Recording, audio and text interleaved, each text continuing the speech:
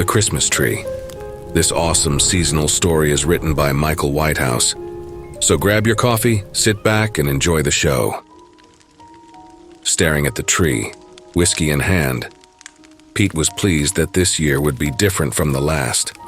It had been the strangest time of his life, but he truly felt like things were finally coming together. And when better to come together than at Christmas? A time he loved more than any other. In some ways, the past year had been like an eternity. In others, as if it had succumbed to time in the blink of an eye. But either way, he was glad to see the back of it. Staring at the Christmas tree, its beautiful lights casting a warm hue over the room, and the snow quietly falling outside as the sun set, Pete began to think of the past year, of his daughter Lana and his wife Janet. It had started with a very normal December, 12 months earlier. The small town in which they lived was covered in a thick layer of snow. The residents spending most of their days clearing driveways, and Pete's wife going off for one of her usual wanders. She had been gone for a couple of hours, but while Janet was utterly devoted to her family, she still needed moments to herself, to clear her head, to diminish the stress that comes with a loving yet disorganized husband, and a little girl who was kind, but whom enjoyed trying her parents' patience as much as possible. When the tensions of a domestic life clouded her feelings, or began to weigh on her spirits, Janet would wander out of the back door into the fields and woodlands which characterized the entire area, and trek for a little while through the pines which dotted the landscape. It therefore wasn't unusual for her to be gone for fairly long periods, especially since it was around that time of year when she would take it upon herself to choose the Christmas tree.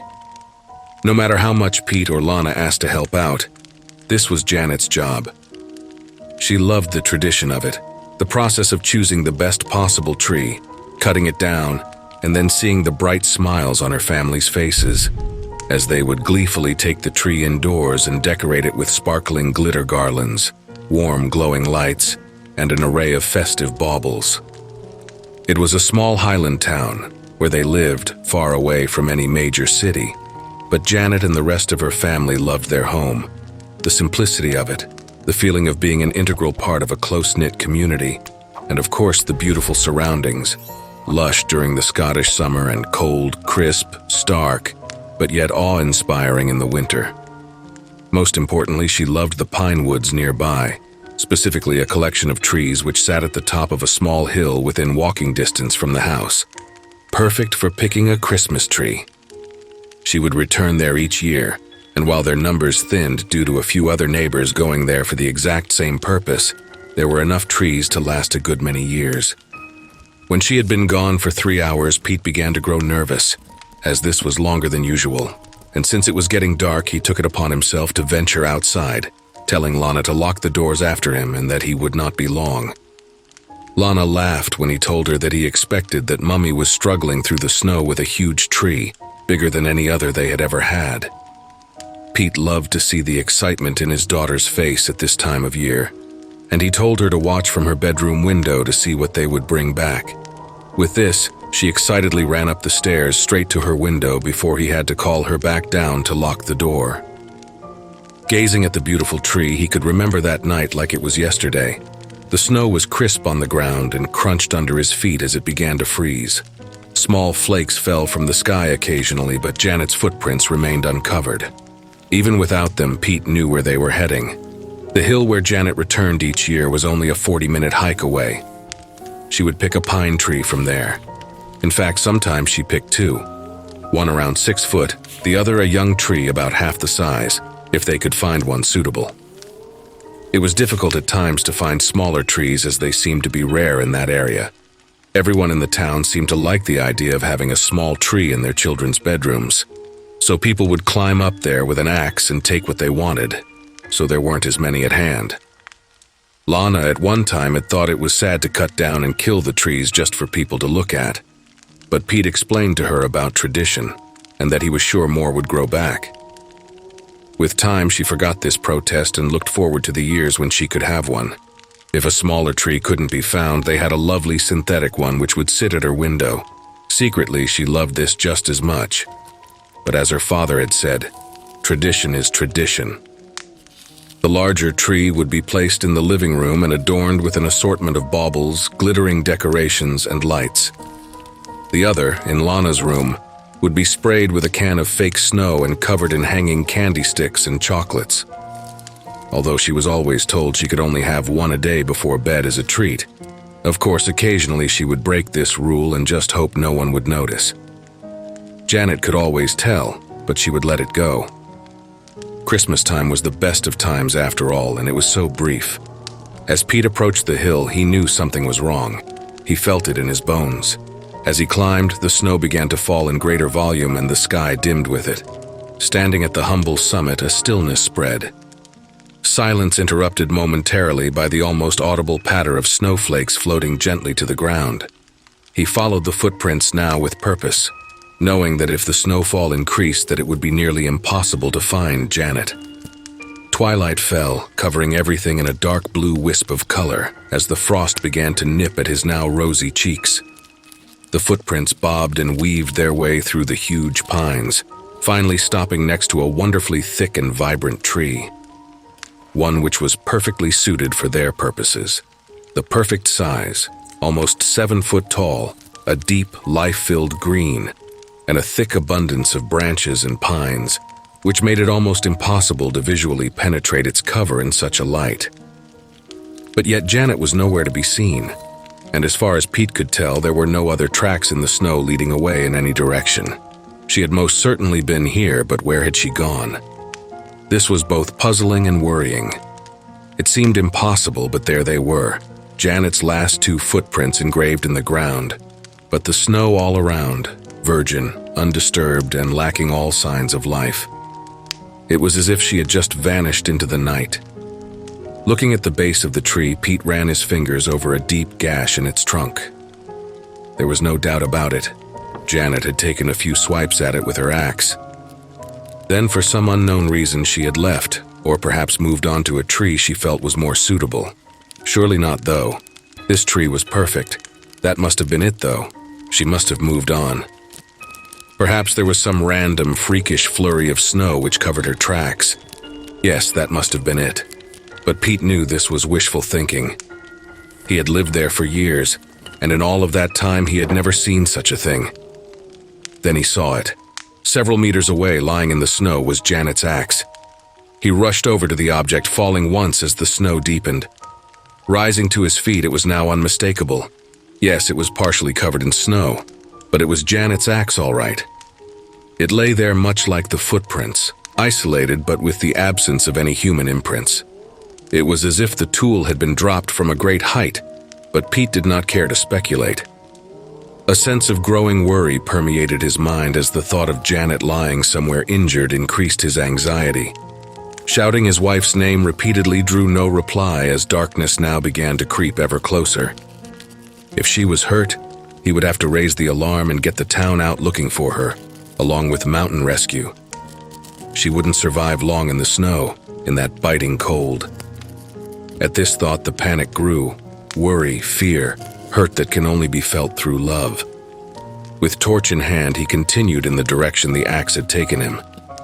As he entered a thick den of pine trees, he noticed the broken branches littered on the ground as if something had rushed past, tearing them apart and breaking them off on impact. Maybe Janet ran through here. The scale of the damage, however, looked too great to have been dealt by one person alone. Had he been in any other country, he would have assumed a bear was nearby. But they had been hunted to extinction in Scotland long ago, along with the wolves and any other predators. For a moment, his torch reflected off of something scuttling under a bush, but it looked more like an insect than anything else, and again far too small to cause such devastation. Pete fixed his scarf, trying to cover his face as the frost bit deeper, but just as he did so, something caught his eye. Something on the ground. Shining his torch on what he had first thought to be a dead animal was the crumpled body of Janet, lying still on the ground. A heart attack, they said. A heart attack. But Pete had seen her face. He had looked upon those eyes once so filled with kindness, transfixed in a frozen stare. Cold, glassy, black with fear. Her hands were clenched in front of her, and the pathologist told him that this was perfectly normal for one suffering such a massive heart attack in such low temperatures. As was the contorted look on her face, although at the mention of this, Pete saw a flicker in the pathologist's eyes which gave away that he was as puzzled by that look as anyone, a look Pete would never forget. Darling Janet, love of his life, mother of his children, dying alone in the cold with lips pulled back over teeth in agony, frozen into an inhuman sneer. The whole ordeal had devastated him. If it hadn't been for their daughter Lana, for the necessity of her needs to be met before his own, Pete would have found it nearly impossible to have gotten through it. The past 12 months had been cluttered with reminders of an aching loss. As with any bereavement, the first time of doing something once shared without that person made the pain more acute. The first Christmas, the first day at work, the first walk to school, the first family get-together. Every person's face etched in concern, accompanied by the usual well-meaning but empty traditions of "how are you holding up?" It must have been so difficult, and if there's anything I can do. Helping his daughter through the loss of her mother was all he had to make sure he could face another day, but that stopped now. They had been through the horror, through the denial, through the silent meals, through the lonely cries of despair at night, through the birthdays empty and somber. They had been through it all. All these firsts were over. It had been over 12 months since Janet's death, and Pete felt almost exhilarated by this. He still missed her every day. The pain would never truly leave him, but the feeling of accomplishment, of strength, something which he thought had deserted him, that he had endured, filled him for the first time with thoughts of the future. Thoughts that life does indeed go on, even when our dearest have gone before us. And what of his beautiful daughter? Dear, kind Lana. He may have felt compelled to bring her through the past year, but her empathy and strength had left him in awe.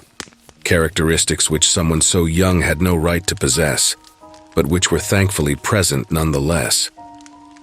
When she had cried, he had been there, and on more than one occasion when he lay sobbing, staring at that empty void of space in his double bed at night, Lana would waken and climb in beside him, and they would both cry together until they fell asleep.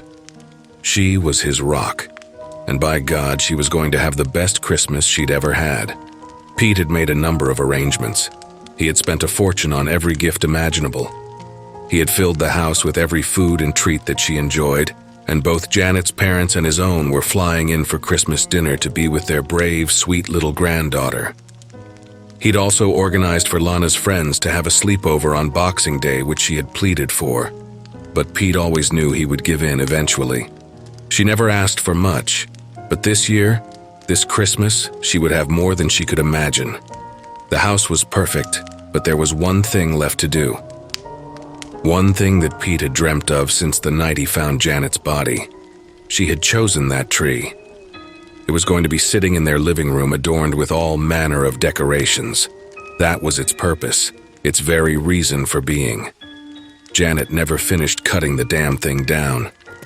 It was in many ways her dying act, and Pete was going to make sure that it was fulfilled.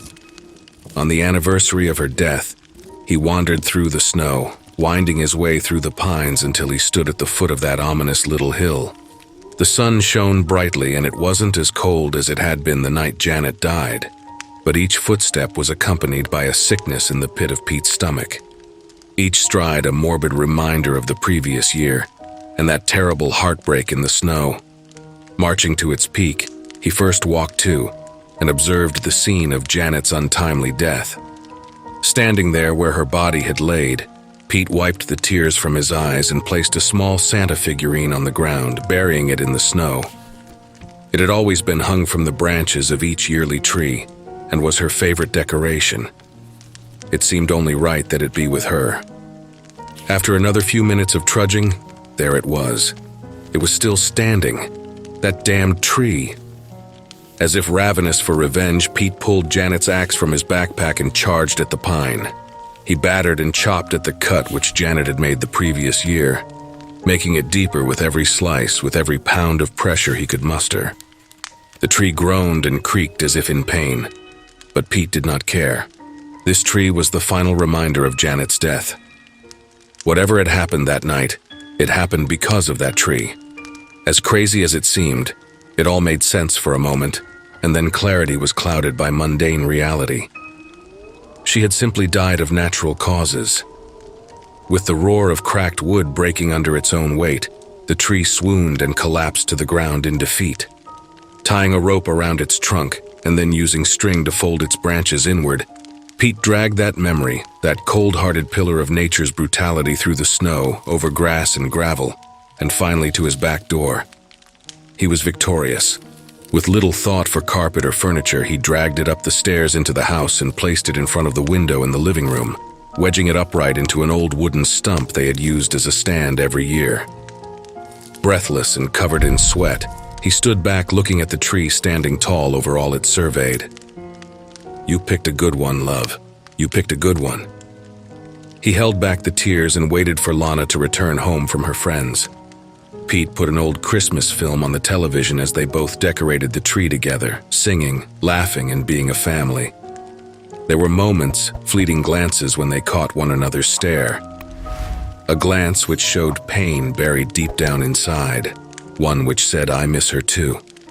But it was Christmas, and the moments of grief passed, buffered by longer, caring periods of happiness. Contentment caressed smiles from ear to ear, and festive spirit once more filled that home, which had for too long been host to loss and anguish. As night began to fall, after Lana went to bed, earlier than usual because the excitement had worn her out, Pete decided to reward himself for the day's efforts. The lights were dimmed, and after pouring himself a large whiskey, he sat on the living room couch and stared at the tree. Draped in tinsel garlands and adorned with bright white Christmas lights, it really was a sight to behold, the best tree they had ever had. "Here's to you, gorgeous," Pete said, lifting his drink to the sky in a symbolic gesture. Staring at the Christmas tree, its beautiful lights casting a warm hue over the room, and the snow quietly falling outside as the sun set, Pete began to think of the past year, of his daughter Lana and his wife Janet. Time passed slowly as he thought of all things gone, how they had led to this moment through pain and suffering, but now hopefully onwards to the future, and one filled with at least the briefest possibility of joy. The glow from the tree reflected off of the window, but it penetrated far enough to illuminate the now thick blur of snow, falling to the ground silently outside. The room remained dark, but the lights bathed everything subtly in a warm Yuletide radiance, which, when accompanied by the orange lambency of the fire, only served to cultivate the anticipation for Christmas even more so. For the first time in a year, Pete was happy. Something bothered him, though. There was a slight apprehension or annoyance at the back of his mind. Something which was spoiling the display. Sipping at his whiskey, casting a glance at the entire room, he finally saw what the problem was. Two of the Christmas tree lights were occasionally flickering. Not constantly, but often enough to be noticeable, and more importantly, aggravating. Downing the rest of his drink, Pete rose to his feet, now feeling the aches in his muscles from the effort exerted while dragging that thing all the way home from the hill. Walking over to the tree, the lights were indeed flickering, but there was something unusual about them. They seemed deeper than the rest, as if coming from around the trunk rather than resting on the branches. Again, Pete was struck by how dark the interior of the tree was, that even in the presence of many lights placed upon it, he could not peer or adequately see between the branches.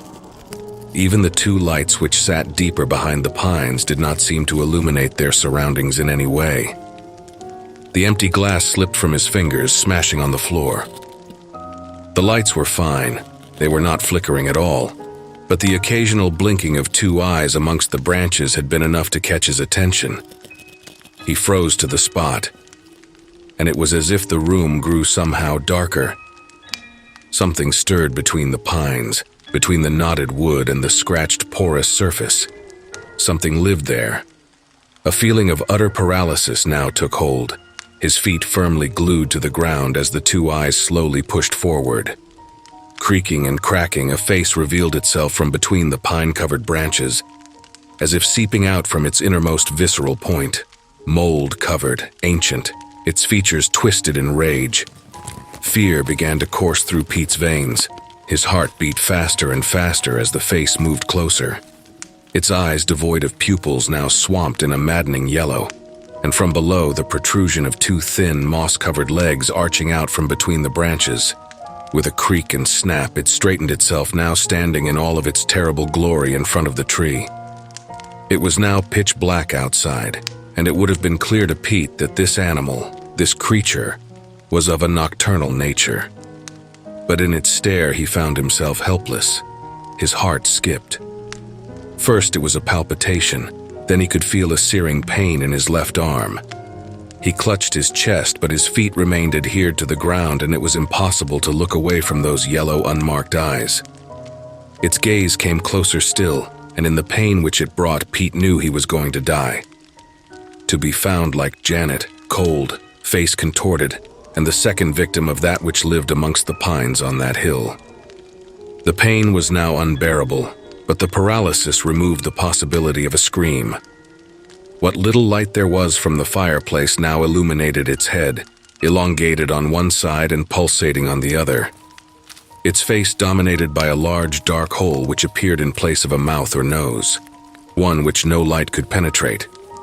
As its boil-ridden head stooped to meet his own and the hole in its face almost touched his mouth, an involuntary sneer pulled Pete's lips up to reveal his teeth, as his face contorted into an entirely unnatural position. Then that one word, a word so powerful, so pure that even the most evil of intentions could be dispelled by it. Daddy. With the snap of wood, the gargoyle-like creature turned its wide, yellow gaze to Lana. Standing at the bottom of the stairs in her pajamas, her scream echoed out into the night. Arms outstretched, its odd-numbered fingers moved with a stutter as its moss-covered legs groaned, carrying it forward in a peculiar, unbalanced motion towards her. Now Lana was paralyzed by its stare, and with each step closer, her face contorted more fiercely, and the pain in her chest brought her to the point of unconsciousness. As intense as its ancient gaze was, it was focused. So focused that it did notice Pete clawing his way across the floor towards the kitchen. The wooden creature's unsure movements made it appear more like a puppet than a thing of autonomous purpose, and as it reached Lana, it cupped her face in its uneven hands and stared wide-eyed and pupilless into her face. Tears streamed down her cheeks. The sound of feet running filled the air, and as it twisted to investigate, a loud crack was heard as Pete ran up onto the couch, jumping high into the air, bringing Janet's axe down deep into its spine. No blood ran or gushed, but a plague of unfamiliar insect-like critters poured out of the wound. Instead of a howl of pain, the creature emitted a crescendo of strange squeals and clicks before throwing Pete to the ground and smashing through the back door. Lana's father gave chase, but it was impossible, as the wooden creation moved at an unimaginable pace, gliding on the ground with each stride, leaving no footprints in the snow. After a visit to the nearest hospital, both Lana and her father were given a clean bill of health, but they never returned to that house, filled with memories of the good times, the happy times, of a mother, a wife, a kind soul, of birthdays and weddings, and of course of Christmas time.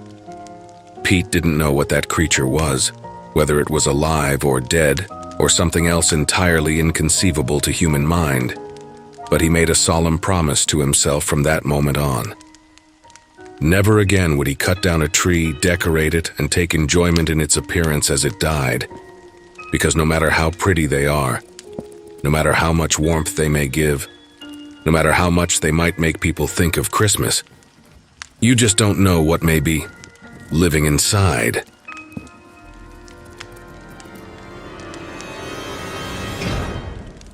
Hey family. A very big thank you to Michael Whitehouse for allowing me to narrate such an awesome seasonal tale. Be sure to check out their Creepypasta fandom profile for more of their awesome works.